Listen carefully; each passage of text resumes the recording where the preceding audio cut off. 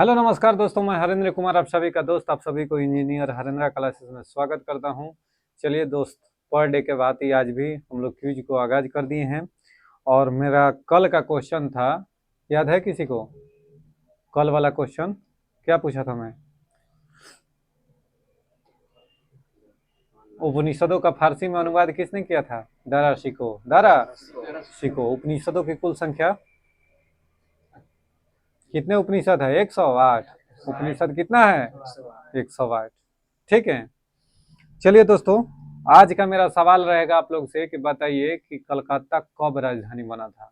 ध्यान से सुनिएगा, मैं पूछ रहा हूँ कि अंग्रेजों द्वारा कलकत्ता को कब राजधानी के रूप में बनाया गया था।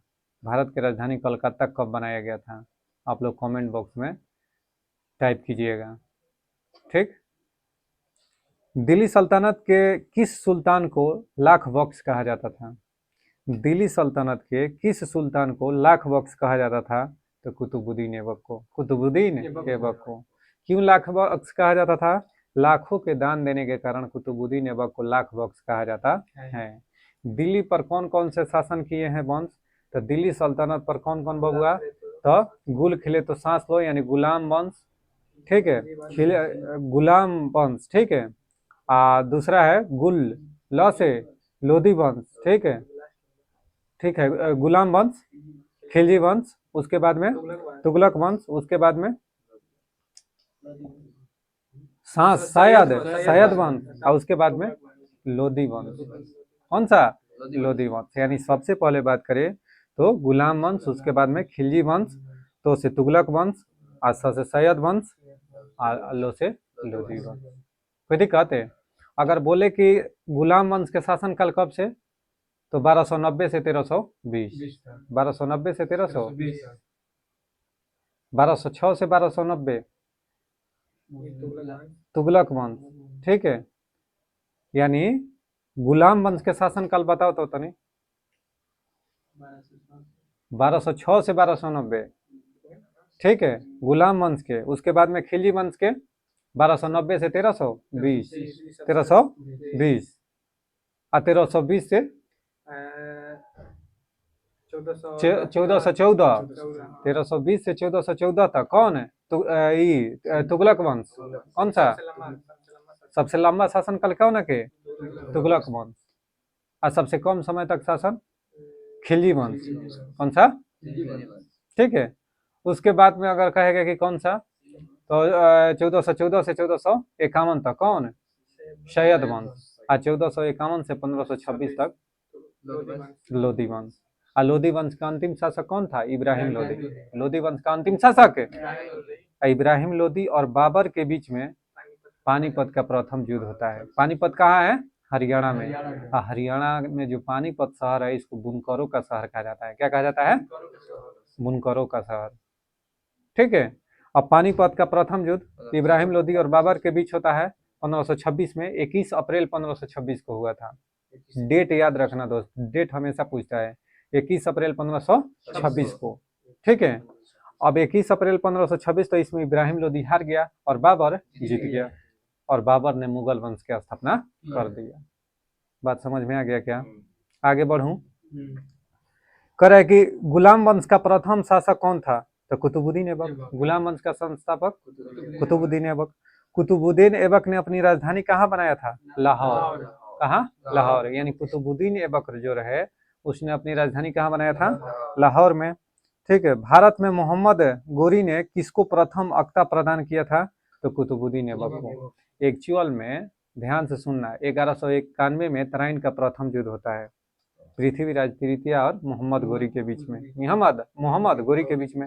इसमें मोहम्मद गोरी हार जाता है और पृथ्वीराज चौहान क्या हो जाता है?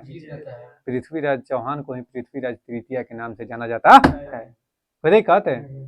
तो इसमें क्या होता है कि पृथ्वीराज चौहान जीत जाता है। उसके बाद में तराइन का द्वितीय युद्ध होता है 1192 में। 1100 इसमें पृथ्वीराज चौहान हार जाता है और मोहम्मद गोरी जीत जाता है। उसके बाद में फिर चंदावर का युद्ध होता है। किसका? चंदावर के युद्ध 1194 में। इसको भी जीत जाता है। कौन है? मोहम्मद गोरी। चंदावर के युद्ध को भी कौन जीत जाता है? जयचंद और किसके बीच होता है? मोहम्मद गोरी। जिसमें मोहम्मद गोरी जीत जाता है ना।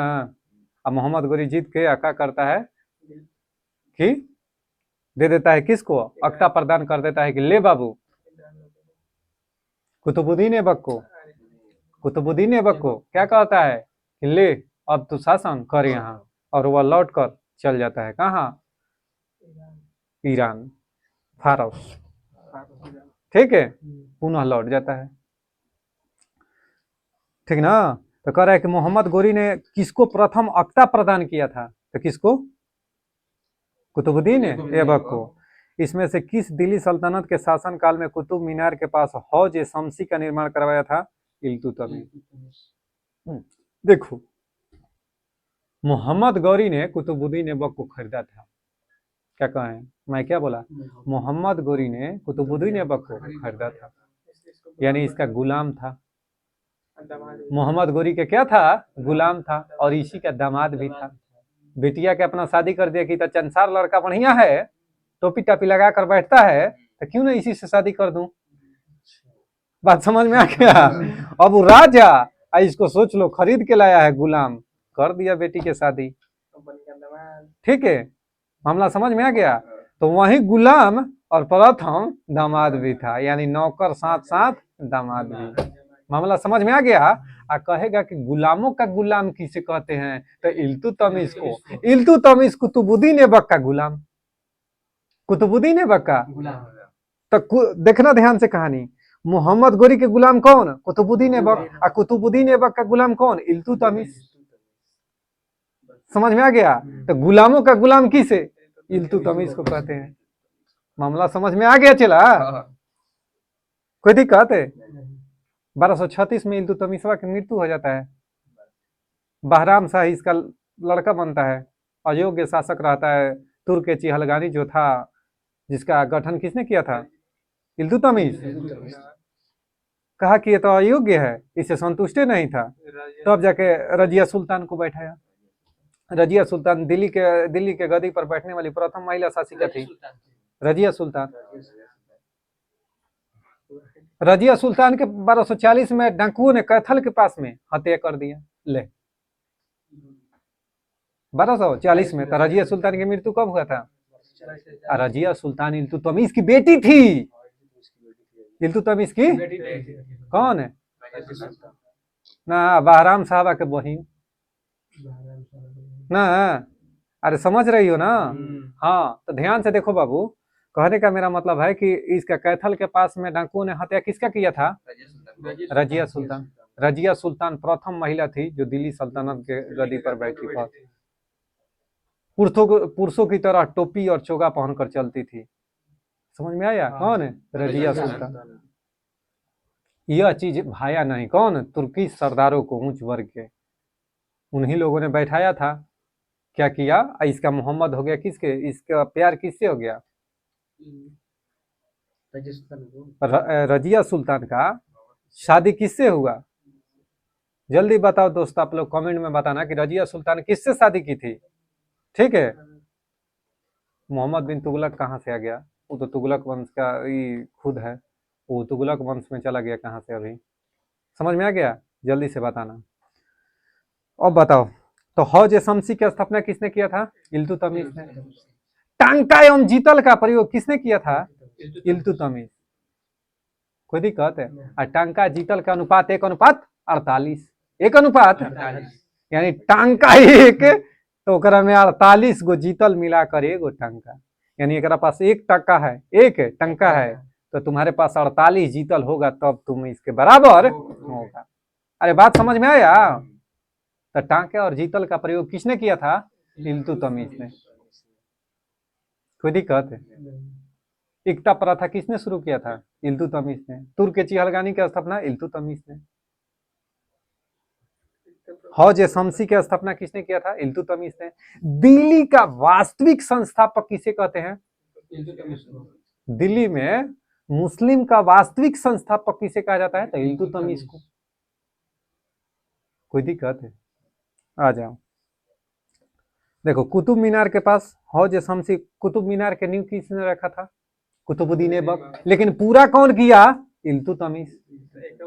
यानी कुतुब मीनार के अगर बात करें कि किसने बाबू काम शुरू किया, कुतुबुद्दीन ऐबक। मर गया तब उसका पूरा काम किसने करवाया था, इल्तुतमिश। ठीक है, कोई दिक्कत है ये नहीं। ठीक, इल्तुतमिश शासक था कहाँ के बाबू, तो गुलाम वंश का। यानी कौन से वंश का शासक था, तो गुलाम वंश। इल्तुतमिश ने बिहार में अपना प्रथम सूबेदार नियुक्त किया था, किसको, मलिक जानी को। मलिक इल्तुतमिश जो था बिहार में किसको नियुक्त किया था, मलिक जानी को। और डचों ने कहां पर बिहार में पहला अपना कारखाना खोला था, डच पटना में। कहां पर, पटना में। इक्तदारी प्रथा प्रारंभ किया था किसने, इल्तुतमिश ने। दिल्ली में पहला मदरसा किसने स्थापित किया था, इल्तुतमिश ने। दिल्ली में पहला मदरसा किसने स्थापित किया था, इल्तुतमिश। कुतुब मीनार किसके द्वारा पूरा किया गया था, तो इल्तुतमिश के द्वारा। ठीक, विग्रह राज चतुर्थ ने अजमेर के 2.5 दिन का झोपड़ा, विग्रह राज चतुर्थ ने अजमेर का 2.5 दिन का झोपड़ा का निर्माण किया था। वह एक संस्कृत महाविद्यालय था। क्या था, विद्यालय था, कॉलेज था। नामक मस्जिद से पहले के किसका निर्माण किया था, तो कॉलेज का। यानी 2.5 दिन का झोपड़ा का निर्माण किसने किया था, कुतुबुद्दीन ऐबक। 2.5 दिन का झोपड़ा को क्या किया कि उसको नष्ट करके कुतुबुद्दीन ऐबक ने 2.5 दिन का झोपड़ा बनवाया था। यानी 2.5 दिन में यह झोपड़ी तैयार हुआ था, इसलिए इसको 2.5 दिन का झोपड़ा कहा जाता है। बात समझ में आ गया, किसने किया था, कुतुबुद्दीन ऐबक। कुतुबुद्दीन ऐबक। कोई दिक्कत, आ जाओ बबुआ तो तनी मिजाज में। बताओ 2.5 दिन का झोपड़ा क्या है, बीपीएससी का क्वेश्चन 2015 के पेपर देख लेना दोस्त। तो एक क्या है, मस्जिद है। यानी 2.5 दिन का झोपड़ा एक क्या है, मस्जिद है। पहले क्या था, संस्कृत महाविद्यालय था या विद्यालय था। समझ में आ गया। सल्तनत काल के सिक्के टंका, ससमनी एवं जीतल किन धातुओं से बने होते थे, तो चांदी और तांबा के। टांका जीतल किसका बना होता था, चांदी या तांबा के। और टंका जीतल के अनुपात कितना होता था, 1:48। यानी 48 जीतल 1 टंका के बराबर होता था। बताया मैं पहले। अपने सद्गुणों के बावजूद रजिया सफल नहीं हुई, क्योंकि अपने उच्च वर्ग को स्त्री शासन नापसंद था। जो उच्च वर्ग था ना, तुर्की सुल्तान है, तुर्की सरदार है, उसको पसंद नहीं था कि औरत शासन करे। ऊपर से एक और कहानी था, वजह था, जो धो बैठी अपना मोहब्बत करके इससे शादी कर ली। ठीक है, देखो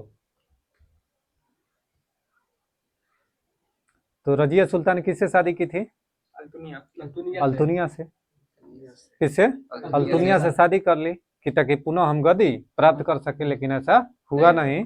कैथल के पास 13 अक्टूबर 1240 को हत्या कर दिया, किसने, डाकुओं ने। कैथल कहाँ है, हरियाणा में। कुरुक्षेत्र कहाँ है, हरियाणा में। महाभारत का पुराना नाम क्या है, जय संहिता। महाभारत का पुराना नाम, महाभारत कितने दिन तक हुआ था, 18 दिन तक। महाभारत का युद्ध कितने दिन तक, महाभारत के लेखक कौन है, वेद व्यास। अब महाभारत का फारसी में नामकरण किसने किया था, रज में नाम से, रज में नामा नाम से किसने किया था, बदाऊनी ने। किसने, महाभारत का फारसी में अनुवाद बदाऊनी ने। और कुरुक्षेत्र कहाँ है, हरियाणा में ही है। कोई दिक्कत है। फुलहर झील कहाँ है, उत्तर प्रदेश में। कहाँ है, उत्तर प्रदेश में। सूरज कुंड का मेला कहाँ लगता है, सूरज कुंड झील भी है हरियाणा में। रूपकुंड कह देगा तो उत्तराखंड, रूपकुंड। अपने सद्गुणों के बावजूद रजिया सफल नहीं हुई, क्योंकि उच्च वर्ग को स्त्री शासन पसंद नहीं था। ठीक है, अल्तुनिया से शादी की थी। अमीर ए शिकार की पदवी पर बलबन को किसने नियुक्त किया था, तो रजिया सुल्तान ने। अमीर ए शिकार की पदवी पर बलबन को किसने नियुक्त किया था, तो रजिया सुल्तान ने। रजिया सुल्तान के शासनकाल में अमीर ए शिकार के पद पर कौन थे, बलबन। कौन थे बबुआ, बलबन थे। ठीक है, देखो रजिया सुल्तान इल्तुतमिश की पुत्री थी और अमीर ए शिकार की पदवी बलबन को इसी के काल में मिला था। अमीर शिकार के पद किसके काल में? रजिया सुल्तान के ही कार्यकाल में मिला था। रजिया सुल्तान किसकी पुत्री थी? बताओ, पेपर में आ गया, इल्तुतमिश की। वह प्रथम मुस्लिम शासक कौन था जिसने शासन के सिद्धांत के राजाओं के ईश्वरीय अधिकार सिद्धांत के सम्मान प्रतिपादित किया था? तो बलबन था। बलबन था। उसने थ्योरी ऑफ डिवाइन राइट यानी ईश्वरीय अधिकार सिद्धांत पर अपना शासन करता था। ठीक है, यानी ईश्वरीय अधिकार सिद्धांत किसने प्रतिपादित किया था? तो बलबन ने। सिजदा पैबोस पर था, बलबन ने। रक्त एवं लौह की नीति, बलबन। कोई दिक्कत है? 40 तुर्कों के जो समूह था, ठीक है, तुर्क के चिहलगानी को अंत किसने किया था? बलबन ने। ठीक है, नवरोज प्रथा मनाने की शुरुआत किसने किया था? बलबन ने। नवरोज मनाइए। ठीक है, गियासुद्दीन बलबन ने शासन के सिद्धांत को ईश्वरीय अधिकार सिद्धांत के रूप में प्रतिपादित किया। गियासुद्दीन बलबन गुलाम वंश का शासक था। किस वंश का? जिसने दिल्ली सल्तनत पर 1265 ईस्वी में से 1287 ईस्वी तक शासन किया। इस पद्धति को बलबन ने नवीन सांचे में ढाला। ठीक है, सिजदा पैबोस प्रथा शुरू किया। एक मुस्लिमों का त्योहार फारसी में शुरू किया जो कि नौरोज प्रारंभ किया था। कौन है? बलबन। रक्त एवं लौह की नीति कहकर संबोधित करता था बलबन। बलबन का राजत्व का सिद्धांत प्रतिष्ठा, शक्ति और न्याय के सिद्धांतों पर आधारित था। तो पूछ दे कि राजत्व का सिद्धांत किसका था? तो बलबन का। किसका था? बलबन का। ध्यान में रखना। किस दिल्ली सल्तनत ने रक्त एवं लौह की नीति अपनाया था? बलबन। बलबन का पूरा नाम क्या था? गियासुद्दीन बलबन। गियासुद्दीन कि बहाउद्दीन बलबन? गियासुद्दीन बलबन, बिल्कुल सही। बताओ, राजत्व के सिद्धांत किसने दिया था बबुआ? तो जियाउद्दीन बर्नी। जियाउद्दीन कहता कि राजत्व के उनके सिद्धांत प्रतिष्ठा और शक्ति और न्याय के सिद्धांतों पर आधारित थे। बलबन के बारे में ये शब्द किसने कहा था? तो जियाउद्दीन बर्नी ने। जियाउद्दीन निजामुद्दीन औलिया ने क्या कहा था कि दिल्ली अभी दूर है, दिल्ली अभी दूर है। 40 ग्रुप की शक्तियों किसने तोड़ा था? बलबन ने। यानी तुर्क के चिहलगानी जो था ना, 40 सरदारों का जो ग्रुप था, उसको कौन तोड़ा था? बलबन। तुगरिल खां किसके शासनकाल के दौरान विद्रोह किया था? तो बलबन के शासनकाल में तुगरिल खां ने विद्रोह किया था। ठीक है, निम्न वंशों में से किस वंश ने सबसे पहले शासन किया था? तो लोधी वंश, तुगलक वंश, खिलजी वंश, सैयद वंश में सबसे पहले कौन है? तो खिलजी वंश। कौन है? खिलजी वंश। गुल खिले तो सांस लो। यानी खिलजी वंश कब से? देखो, 1206 से 1290 तक कौन? गुलाम वंश। खिलजी वंश 1290 से 1320। और तुगलक वंश 1320 से 1414। और सैयद वंश 1414 से 1451। और लोधी वंश 1451 से 1526। बाजार नियंत्रण के लिए कौन सा सुल्तान प्रसिद्ध था?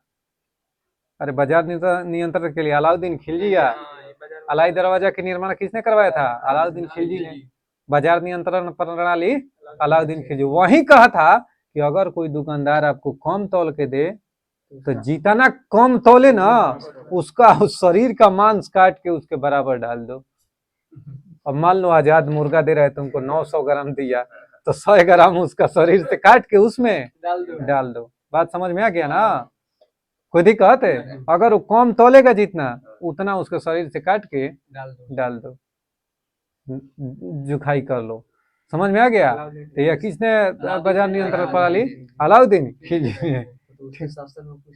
हाँ, बहुत सख्त था उसका कानून, कोई डंडी नहीं मारता था बबुआ। ठीक है, हाँ। भारतीयों को उच्च पद पर नियुक्त करने की परंपरा शुरू किया था किसने? अलाउद्दीन खिलजी ने। ठीक है, खिलजी वंश का प्रथम शासक कौन था बबुआ? जलालुद्दीन खिलजी। जलालुद्दीन खिलजी। जलालुद्दीन खिलजी ने बलबन के उत्तराधिकारी शासक कैकुबाद की 1290 में हत्या कर दिया था। किसको? यानी कैकुबाद। कैकुबाद की हत्या कर दिया था। तो पूछेगा कौन कि गुलाम वंश का अंतिम शासक कौन था? कैकुबाद। जिसका हत्या कौन किया था? तो जलालुद्दीन खिलजी 1290 में। 1290 में हत्या करके इसने खिलजी वंश की स्थापना कर दिया ना, 1290 से 1320 तक। तो जलालुद्दीन खिलजी। देखो, कह रहा है कि खिलजी वंश का स्थापना किया। सल्तनत काल में खिलजी ने सबसे कम समय तक शासन किया। कब? 30 वर्ष। 1290 से 1320 कब वर्ष तक? 30 वर्ष। सबसे अधिक तक 94 वर्ष तक कौन है? तुगलक वंश। चुगलक ना रे, तुगलक। ठीक है। दाग और हुलिया की प्रथा किसने प्रारंभ किया था? तो अलाउद्दीन खिलजी। दाग और हुलिया, घोड़ा दागने की प्रथा किसने शुरू किया था? अलाउद्दीन खिलजिया ने। असैनिक के हुलिया लिखना, समझ में आ गया? कह रहा है कि दाग और हुलिया के प्रथा अलाउद्दीन खिलजी ने प्रारंभ किया था। युद्ध के अवसर पर सैनिक अपने स्थान पर किसी अन्य व्यक्ति को न भेज दे, इसकी रोकथाम के लिए अलाउद्दीन ने सैनिकों की हुलिया लिखने की प्रथा प्रारंभ की। दीवान ए आरिज सैनिकों का हुलिया रखता था। दीवान ए आरिज क्या करता था बबुआ? तो सैनिकों का हुलिया रखता था। ना आदमी कहला कि मारब की तार हुलिया खराब हो जी। समझ में आ गए? यानी कहने का मतलब है कि वो किस पोजीशन पे है, कहाँ है, वो आया है कि नहीं, इस सबका रिपोर्ट लिखना ही हुलिया हो गया। समझ में आ गया? आज भी फौज में जाओगे ना तो तुमको ये सब चीज होते रहता है। पीटी पीरियड सावधान विश्राम। समझ में आ गया? फलना सर सर कोई दिक्कत है? यानी कहने का मतलब है बाबू कि हुलिया लिखने की प्रथा किसने शुरू किया था? अलाउद्दीन खिलजी। अलाउद्दीन खिलजी ने बाजार नियंत्रण प्रणाली लागू किया था। आधुनिक काल के सार्वजनिक वितरण प्रणाली को मान्यता किसने दिया था? अलाउद्दीन खिलजी। ठीक है। अलाई दरवाजा का निर्माण किसने किया था? अलाउद्दीन खिलजी। सल्तनत काल में सार्वजनिक वितरण प्रणाली किसने आरंभ किया था? अलाउद्दीन खिलजी। बाजार नियंत्रण जाने बता दिया। स्थापत्य कला में गुंबद को आधार प्रदान करने के लिए सबसे पहले भित्ति मेहराब प्रणाली का प्रयोग किसने किया था? तो अलाई दरवाजा में। अलाई दरवाजा में यानी स्थापत्य कला में गुंबद को आधार प्रदान करने के लिए, गुंबद को आधार प्रदान करने के लिए सबसे पहले भित्ति मेहराब प्रणाली का प्रयोग किसने किया था? तो सबसे पहले भित्ति मेहराब प्रणाली का प्रयोग कहाँ हुआ था बबुआ? तो वो हुआ था अलाई दरवाजा में। अलाई दरवाजा में। किस सुल्तान ने जमीन में फसल की नपाई का आधा राजस्व के रूप में दावा किया था? तो अलाउद्दीन खिलजिया। कलश की जितना जमीन की फसल होगा ना, जमीन की नपाई करके उसका आधा राजस्व में के रूप में दे दो, कर टैक्स। कौन? अलाउद्दीन खिलजी। पद्मिनी घटना किस सुल्तान से जुड़ी थी? तो ए अलाउद्दीन खिलजी। कहने का मतलब बाबू कि रानी पद्मिनी की घटना अलाउद्दीन खिलजी से संबंधित थी। पद्मिनी जो है ना राणा रतन सिंह की पत्नी थी। पद्मिनी कौन थी? राणा रतन सिंह की पत्नी थी। जायसी के पद्मावत के अनुसार अलाउद्दीन चित्तौड़ पर आक्रमण कर रानी पद्मिनी को प्राप्त किया था, करना चाहता था। यानी पद्मिनी से इसको मोहब्बत था। किसको? अलाउद्दीन खिलजिया को। ठीक है। राणा रतन की पत्नी थी, यानी आज के नहीं है अटैक। समझ में आ रहा है ना? यानी अटैक पहले से ही है कि दूसरे के पत्नी पर नजर डालना। अब बताओ, राणा रतन की पत्नी थी कौन? पद्मिनी। और उसको पाना चाहता था कौन? अलाउद्दीन खिलजी। अरे बाबा रे। ठीक है। तब क्या हुआ? कहानी क्या है बाबू कि जायसी के पद्मावत के अनुसार अलाउद्दीन चित्तौड़ पर आक्रमण कर दिया। अरे बाबू रे, इतना प्यार में ताकत होता है ना। चित्तौड़ पर आक्रमण कर दिया, कर रानी पद्मिनी को प्राप्त करना चाहता था। 12 मास ग्रंथ की रचना भी मलिक मोहम्मद जायसी ने किया था, लेकिन प्राप्त नहीं किया, चाह रहा था। ठीक है। हाँ, पद्मावत किसने लिखा था बाबू? तो मलिक मोहम्मद जायसी। पेपर में कई बार? हजारों बार। पद्मावत की रचना किसने किया था? तो मलिक मोहम्मद जायसी। यही पद्मावत में रानी पद्मिनी और अलाउद्दीन खिलजी के प्यार मोहब्बत के बारे में जिक्र है। बात समझ में आ गया? ये है कहानी, सुनाती थी बचपन में नानी। आ जाओ। अलाउद्दीन खिलजी के आक्रमण के समय चित्तौड़ का शासक कौन था? राणा रतन सिंह। राणा रतन सिंह के वाइफ कौन थी? पद्मिनी। या पद्मिनी का मोहब्बत अलाउद्दीन खिलजी इसको पाना चाहता था। किसको? पद्मिनी को। या यू गुड। 12 मास की रचना किसने की थी? मलिक मोहम्मद जायसी। अरे 12 मास की रचना किसने किया था? मलिक मोहम्मद। पद्मावत की रचना किसने किया था? मलिक मोहम्मद। रानी पद्मिनी का नाम अलाउद्दीन के चित्तौड़ विजय से जोड़ा जाता है। उनके पति का नाम क्या था? राणा रतन सिंह। राणा रतन सिंह। देखो कितना आसानी से।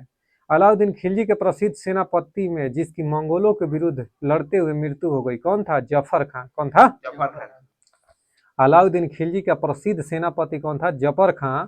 जफर खां जो मंगोलों के विरुद्ध लड़ता हुआ मारा गया, ठीक ना। अलाउद्दीन खिलजी द्वारा द्वार समुद्र की विजय के लिए किसे नियुक्त किया गया था? तो मलिक काफूर को। किसको बबुआ? मलिक काफूर को। यानी अलाउद्दीन खिलजी द्वारा द्वार समुद्र की विजय के लिए किसे नियुक्त किया गया था? तो मलिक काफूर को खरीद के लाई रहा था। अलाउद्दीन खिलजी के लाख दिनारी के नाम से किसे जाना जाता है? मलिक काफूर को। मलिक है कि 1 लाख दिनार में इसको खरीद कर, 1000 दिनारी रे बाबू, 1000 दिनारी, 1000 दिनार में इसको खरीद के लाया गया था। किसको? मलिक काफूर को। ठीक है, एक छाका था, किन्नर था। समझ में आ गया ना। बहुत मजेदार कहानी है हिस्ट्री में, चपक जाओगे। अलाउद्दीन खिलजी के आक्रमण के समय देवगिरी का शासक कौन था? तो रामचंद्र देव। देवगिरी के शासक कौन था? यानी अलाउद्दीन खिलजी के समय बबुआ जो देवगिरी के शासक था वह कौन था? रामचंद्र देव। किसने खूत और मुकदमों को इस हद तक पद्मावत कर दिया कि उनकी स्त्रियों को मुसलमानों के घरों में काम करना पड़ा? तो देखो ध्यान से, अलाउद्दीन खिलजी। अलाउद्दीन खिलजी ने खूत और मुकदमों को इस हद तक पदावंता कर दिया कि उनकी स्त्रियों को मुसलमानों के घरों में काम करना पड़ा। वह कौन था शासक? अलाउद्दीन खिलजी। ठीक है। अब फिरोज शाह तुगलक क्या किया था? कुतुब मीनार के चौथे 5वें मंजिल का निर्माण किसने किया था? फिरोज शाह तुगलक। बिजली के चलते गड़गड़ा के टूट गया था, उसका निर्माण फिरोज शाह तुगलक। चौथी 5वीं मंजिल का निर्माण। ठीक है। किस सुल्तान के काल में खालसा भूमि अधिक पैमाने पर चलिए दोस्त, वह प्रथम भारतीय मुसलमान कौन था जो दिल्ली का सुल्तान बना था? बताओ, वह प्रथम भारतीय कौन था? वह प्रथम भारतीय मुसलमान कौन था जो दिल्ली का सुल्तान बना था? बताओ जल्दी से।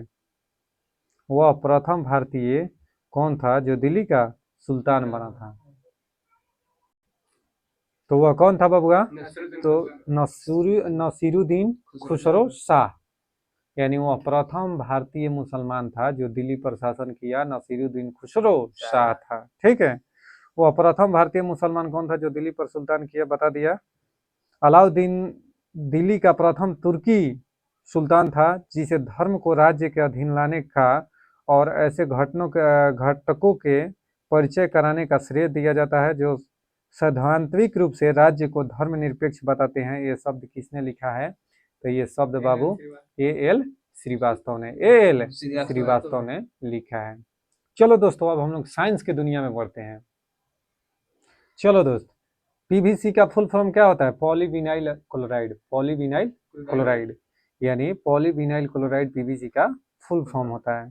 पॉलीविनाइल क्लोराइड पाइप, दरवाजे एवं खिड़कियों आदि में इस्तेमाल किया जाने वाला बहुलक है। क्या है? बहुलक है। यह बहुलक विनाइल क्लोराइड से मुक्त मूलक बहुलीकरण से निर्मित होता है। यह एक कठोर ठोस पदार्थ है। कठोर ठोस पदार्थ है, इसलिए इसका उपयोग, पीवीसी का उपयोग पाइप, दरवाजा एवं खिड़की बनाने में किया जाता है। ठीक है। ये सब टैंक वाला पानी वाला टंकी आता है ना, ऊपर में बैठता है, ये सब पीवीसी का बना रहता है। किसका?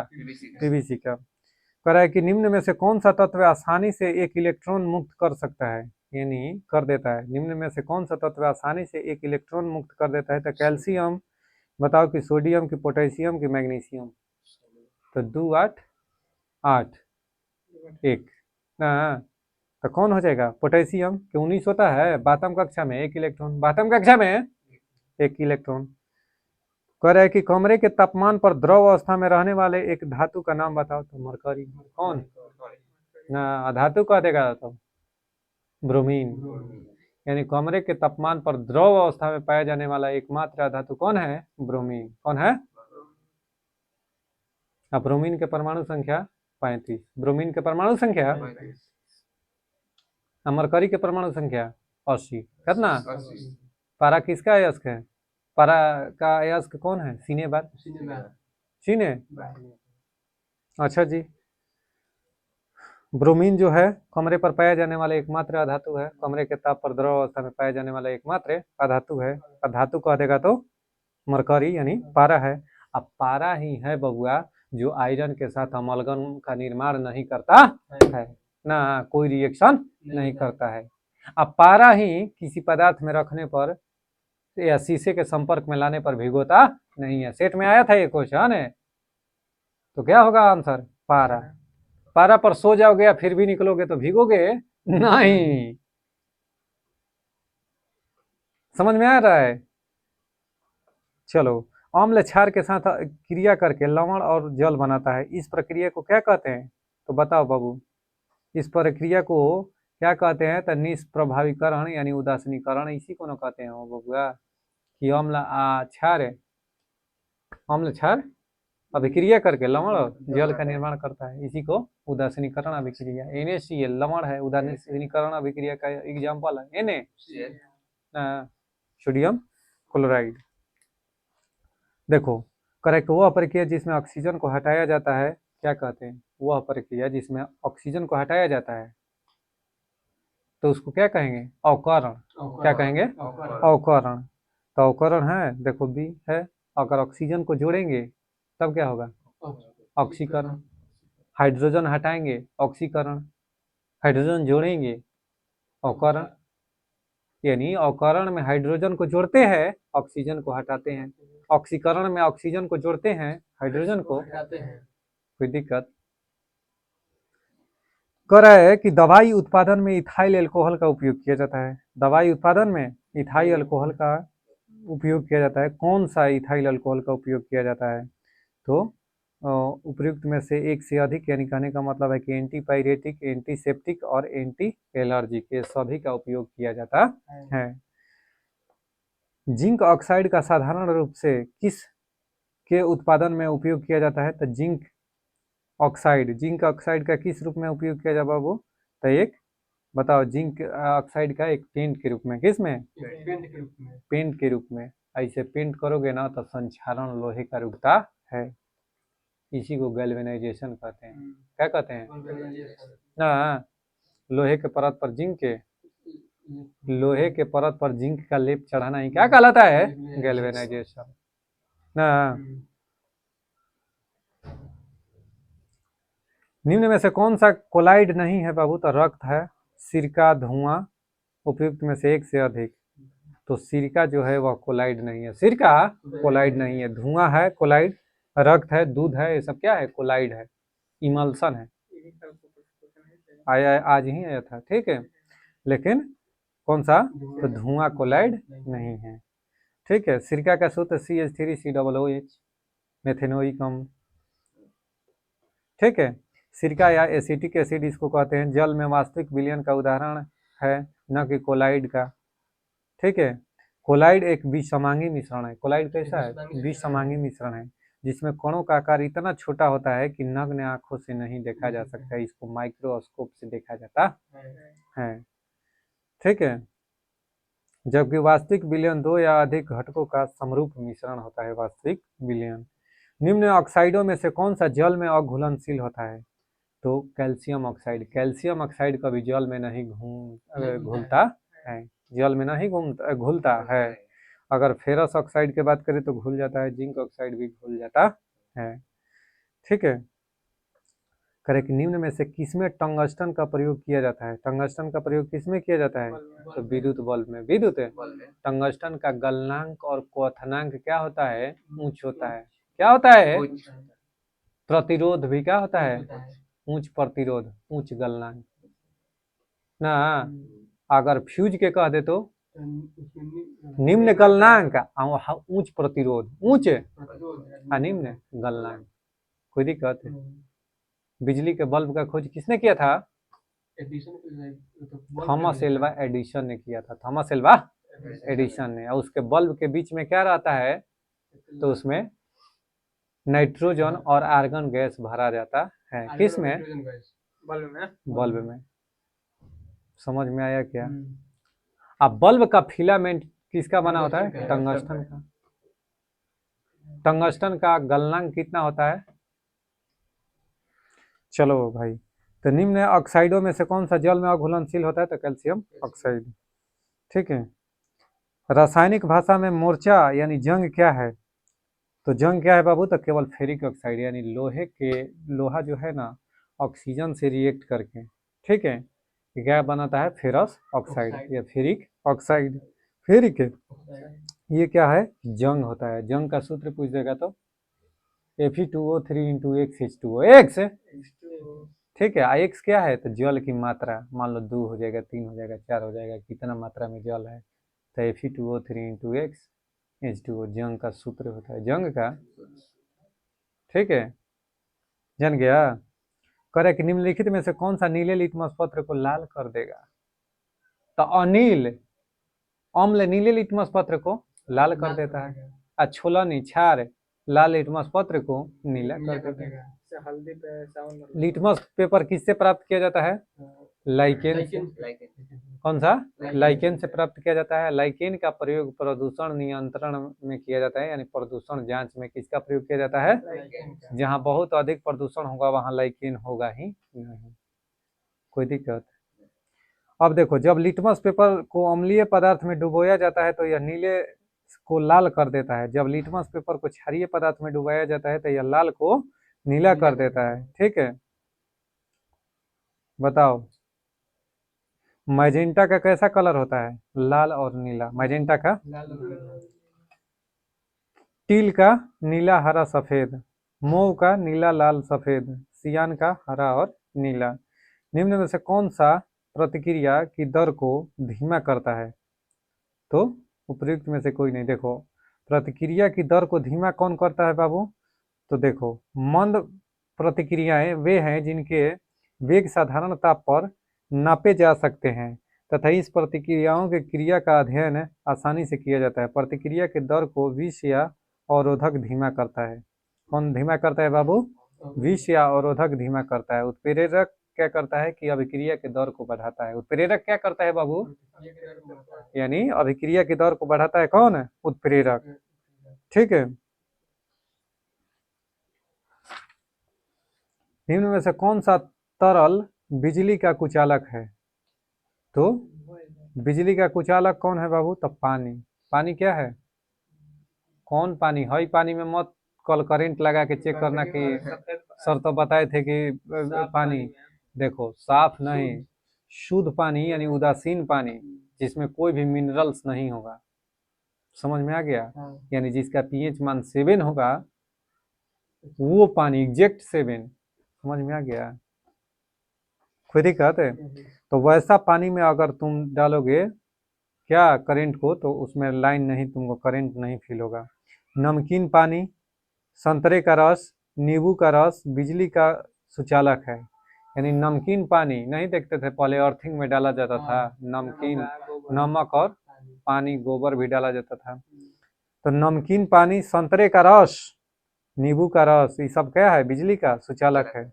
जहां इन घोलों में अशुद्धियां घुल जाती हैं तो परिणाम स्वरूप विलयन बहुत अच्छी तरह से विद्युत का संचालन करता है। लेकिन अगर कह देगा कि शुद्ध पानी, शुद्ध जल जिसका पीएच मान 7 हो तो वह विद्युत का कुचालक होता है। अब बिजली से लगी आग को बुझाने के लिए, बिजली में मान लो ट्रांसफार्मर में आग लग गया तो वहां पर कौन सा ले जाओगे? पानी फेंकोगे? नहीं, कार्बन टेट्राक्लोराइड का प्रयोग, CCl4 का प्रयोग किया जाता है, ठीक है। विलयन या विलायक के प्रति इकाई आयतन या प्रति इकाई द्रव्यमान में उपस्थित विलेय की मात्रा को रसायन में किस रूप में जाना जाता है? तो विलयन की सांद्रता। विलयन की सांद्रता बबुआ, कहने का मतलब है कि विलयन या विलायक के प्रति इकाई आयतन या प्रति इकाई द्रव्यमान में उपस्थित विलेय की मात्रा, यानी विलायक में जो उपस्थित विलेय की मात्रा को क्या कहते हैं? सांद्रता। क्या कहते हैं? विलयन की सांद्रता। जैसे मान लो बबुआ, एक 1 लीटर तुम ले लिया क्या पानी, उसमें 250 ग्राम नमक ले लिया, 250 ग्राम, तो पूछेगा कि विलयन की सांद्रता क्या है? तो 250 बटा में 1.25 kg। समझ में आ गया? या 1250 ग्राम नीचे और ऊपर 250 ग्राम का गुणा 100 कर दो तो विलयन की सांद्रता निकल जाएगा। अरे बात समझ में आ रहा है? यानी विलयन की सांद्रता कहने का मतलब है कि उसमें विलेय की मात्रा कितना है। विलेय विलायक में किसका मात्रा ज्यादा होता है? तो विलायक की मात्रा ज्यादा होता है। यानी विलेय उसे कहते हैं जो विलायक में घुल जाता है, और विलायक उसे कहते हैं जो विलेय को अपने अंदर घुला लेता है। जैसे पानी या नमक, तो पानी क्या हो गया, विलायक, क्या हो गया, ये नमक विलेय हो गया, यानी विलेय जाके विलीन हो गया किस में, विलायक में ना, पानी में ना घुल गया, कि पानी घुल गया नमक में, नहीं। बात समझ गया। ये दोनों का मिश्रण जो होगा, ये समांगी मिश्रण, कौन सा, समांगी मिश्रण ना, वास्तविक विलयन होगा, पूर्णतः घुल गया। नींबू पानी घोल के देखना, ऐसा थोड़ा ना रहेगा कि अरे ये तो नमक दिखाई दे रहा है, समझ में आ रहा है। अब ले आएगा 2 रुपया नमक, तो उसमें से नमक में ये बालू छोड़ देगा, तो बच ही जाएगा, तो हेट्रोजीनियस का, समझ में आ रहा है, विसमांगी मिश्रण का उदाहरण हो जाएगा। तो ऐसा बात नहीं है, नमक पानी का मिश्रण कैसा, समांगी मिश्रण। कह रहा है कि निम्नलिखित में से कौन सी धातु संक्षारण नहीं करती है, तो कौन से बाबू, देखो सोना भी, लोहा तो करता है संक्षारण, नहीं करती है, प्लेटिनम नहीं करता है, लोहा लेकिन करता है, तो सोना और प्लेटिनम संक्षारित नहीं करता है, यानी इसका संक्षारण नहीं होता है जल्दी ना। खाने के डिब्बों पर जिंक की बजाय टीन की परत चढ़ी होती है, क्योंकि टीन की तुलना में जिंक जो है अधिक प्रतिक्रियाशील होता है, यानी अगर जिंक का हम डिब्बा में रखेंगे खाने वाला पदार्थ, तो जल्दी प्रदूषित होगा, जल्दी दूषित होगा खाना, अब वहीं टीन में रखेंगे तो देर से, समझ में आ गया। इसलिए जितना खाद्य पदार्थ होगा, बच्चे का दूध वाला डब्बा चाहे कोई भी चीज़, तो टीन का बना होता है, न कि जिंक का डिब्बा होता है। मामला समझ में आ गया, क्यों कि टीन से जिंक अधिक प्रतिक्रियाशील होता है। करेगी क्लोरोफॉर्म क्या होते हैं बाबू, तो क्लोरोफॉर्म प्राणियों के पाचन नाल में उपस्थित बैक्टीरिया होता है। क्लोरोफॉर्म क्या होता है, तो प्राणियों के पाचन नाल में उपस्थित बैक्टीरिया होता है। चलो दोस्त, पेंसिल लेड बनाने के लिए किस पदार्थ का उपयोग किया जाता है, तो ग्रेफाइट का, ग्रेफाइट का पेंसिल लेड बनाने में ग्रेफाइट का। अब देखो और चीज की, ग्रेफाइट की संरचना कैसा होता है, षष्ठफलकीय, षष्ठ, हीरा की संरचना अष्टफलकीय, हीरा के प्रसंकरण क्या होता है, sp3, sp, और जबकि इसका क्या होता है, ग्रेफाइट के sp2, sp2, खुद ही कहते हैं ग्रेफाइट विद्युत का, ग्रेफाइट एकमात्र ऐसा धातु है जो विद्युत का कंडक्टर है, गुड कंडक्टर नहीं बोलेंगे, कंडक्टर है, ठीक है, यानी चालक है, समझ में आ गया। सबसे अच्छा गुड कंडक्टर कौन आता है, चांदी, कौन आता है, कौन सा घोल सबसे अधिक सांद्र है, तो बताओ, अगर कह रहे हैं कि 2 मिली घोल में 2.6 ग्राम विलेय है, तो ये तो निकाल कर अपने से चेक कर लोगे बबुआ। जब पानी जम जाता है तो उसका घनत्व पर क्या प्रभाव पड़ता है, तो कम हो जाता है। जब पानी जम जाता है तो घनत्व कम हो जाता है, आयतन बढ़ जाता है, ठीक है। इसलिए ठंडे के दिनों में पानी क्या होता है, पानी वाला जो पाइप जो जाता है, वो प्लास्टिक का पाइप फट जाता है। बात समझ में आ रहा है, क्योंकि ठंडे प्रदेशों में पानी वाला पाइप फटने का कारण क्या है, कि वह क्या है कि जमता है, क्या होता है, जमता है, तो जमता है तो उसका घनत्व क्या होता है, कम होता है, और आयतन अधिक, तो आयतन बढ़ने के चलते वो क्या हो जाता है, फट जाता है। आयतन के मतलब होता है कि वो अपना एरिया ज्यादा घेरेगा, एरिया, अब पहले तो पानी कम में था, खुद ही कहते। अच्छा, निम्नलिखित में से कौन सा एक रेडियोधर्मी तत्व द्वारा उत्सर्जित धनात्मक रूप से आवेशित कण है, निम्नलिखित में से कौन सा एक रेडियोधर्मी तत्व द्वारा उत्सर्जित धनात्मक रूप से आवेशित कण है, तो कौन बाबू, अल्फा किरण, कौन सा, अल्फा किरण। H double O double C double O H को कौन सा अम्ल कहा जाता है, तो इसको कौन सा अम्ल बबुआ, तो ऑक्जेलिक अम्ल, कौन सा, ऑक्जेलिक अम्ल। टमाटर में कौन सा अम्ल, ऑक्जेलिक अम्ल।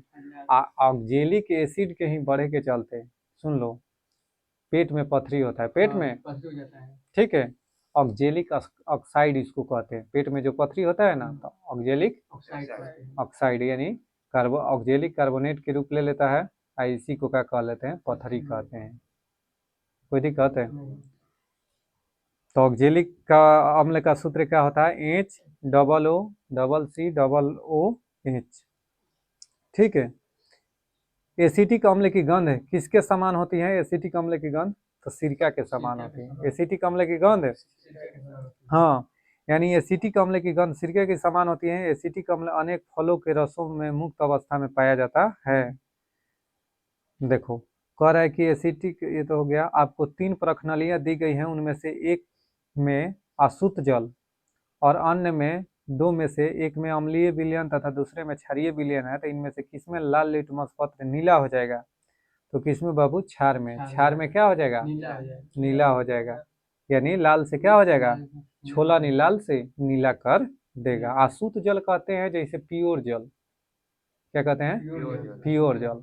जैसे मान लो, तो सबके घर ढक्कन होता है, जो चावल बनता है ना ढक्कन, तो पहले पानी का भाप बनता है ना, तो जो ऊपर चिपकता है ना ढक्कन में चावल बनते समय, तो वहीं क्या है, या कुकर के सीटी निकालोगे ना, कुकर के सीटी निकालने के बाद जो ढक्कन में जल जमा रहता है, ढक्कन में ऐसे नहीं जल चिपका रहता है, तो वो अशुद्ध जल होता है। क्या होता है? अशुद्ध नहीं, शुद्ध है, शुद्ध जल होता है। कोई दिक्कत है? चलिए दोस्तों, यहीं पर वीडियो को समाप्त करते हैं। उम्मीद करते हैं कि आपको यह क्यूज बहुत अच्छा लगा होगा।